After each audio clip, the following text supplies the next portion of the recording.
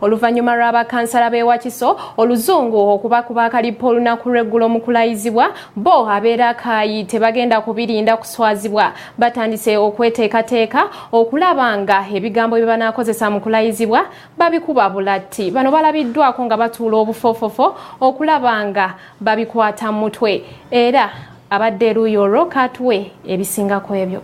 Ssentebe wa disitulikiti ya Rakai omujja Robert Benon Mugabi bw'abadde mu nsisinkano ne bakansala bano ategeezezza nga waafunye okusoomoozebwa ne bakansala abalayira nga kye kimuviiriddeko okusisinkana bakansala bano. Twagadde bakansala bonna babeere nga tuli on board era ekirayiro kyaffe kye tugenda okukuba ku Lwokuna buli omu agenze nakyo akiyitemu akisayininge ng'ategedde byalayirira.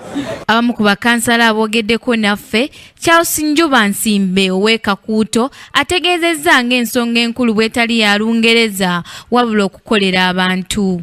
Olukiiko luno lwongedde n'okuteesa ku by'okukolera bannarakai omuli okutunuulira nnyo eby'enguudo awamu n'ebyobulamu n'okusingira ddala mu byobulamu ekibba ddagala mu malwaliro ekikutte ejjembe mu Rakai wamu n'abasawo abajja ssente ku balwadde. Bw'otunuulira inspector of health inspector clinic emu gy'abuusa amaaso ye kyokkola okuba nti mulimu kati competition in private institutions ng'osanga bano abatono bakwatisa amaanyi kubanga boogedde nti batunda eddagala lya gavumenti. Ssentebe Mugabi alaze okusoomoozebwa n'abakozi ba gavumenti abeebulankanya ku mirimu nga bwe bali ab'okulondoolebwa n'awamu n'abo abajja akasente ku kakiiko akagaba emirimu baakugobwa singa kinaazuulwa nti kituufu. Oluvannyuma lw'olukiiko okuggwa bakansala bangi balabiddwako nga batandise okwegezaamu ku ngeri gye banaalayiramu.